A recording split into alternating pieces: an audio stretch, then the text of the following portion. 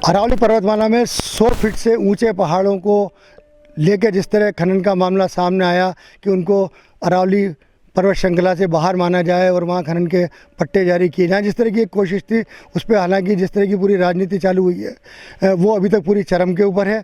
लेकिन उस बीच सरकार ने एक अभियान चालू किया है जिसके अंदर आज से 15 दिन तक इल्लीगल माइनिंग के ऊपर रोक लगाने के पुख्ता इंतजामात होंगे। हम अभी मौजूद हैं टोंक शहर से सटे उस वन क्षेत्र के अंदर जिसे मल्ली की डूंगरी कहा जाता है, और अगर हम इसको कहें तो इसको ये भी कहा जाता है वीरप्पन की भीड़, यानी कि इस पहाड़ को इस तरह खोद दिया गया कि ये दोनों तरफ से पहाड़ नज़र आता है लेकिन बीच के अंदर से इस पहाड़ को पूरा पोला कर दिया गया।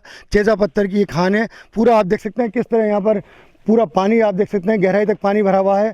पूरे पहाड़ को जिस तरह से यहाँ से चीर दिया गया माइनिंग माफियाओं द्वारा लंबाई तक, और यहाँ पर सालों से ये इल्लीगल माइनिंग चलती रही है। वन विभाग द्वारा यहाँ कई बार रोकने की कोशिश हुई लेकिन उसके बावजूद भी किसी भी तरीके से यहाँ इल्लीगल माइनिंग नहीं रोकी जा सकी है।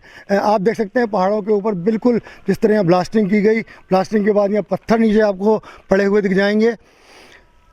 पत्थर के बड़े बड़े हम कहें तो आपको जो स्लैब्स हैं वो नीचे दिखेंगे। जो ब्लास्टिंग मटेरियल लगाते थे उससे जो पहाड़ में आई हुई दरारें हैं और इसकी ऊंचाई आप देख के अंदाज़ा लगा सकते हैं कि किस तरह से यहाँ पर लगातार इल्लीगल माइनिंग सालों से चलती रही है। और सबसे बड़ी जो सोचने की बात है वो ये कि ये पूरी खान टोंक शहर के बीच स्थित है, जो कि कलेक्ट्रेट के ठीक पीछे है।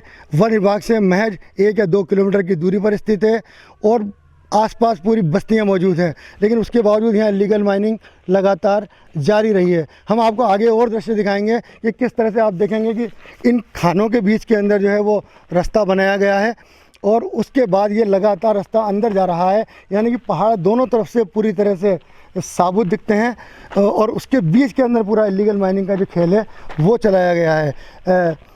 कार्रवाई के नाम पर कभी कभी ट्रैक्टर ट्रॉलियाँ ज़रूर पकड़ ली जाती हैं पुलिस के द्वारा, लेकिन अगर यदि वन विभाग की हम बात करें तो वन विभाग की कार्रवाई बहुत मामूली स्तर पर रही है, क्योंकि वन विभाग के अधिकारी ये कहते रहे हैं कि जिस तरह की खनन माफियाओं का नेटवर्क है उसके आगे वो बेबस हैं।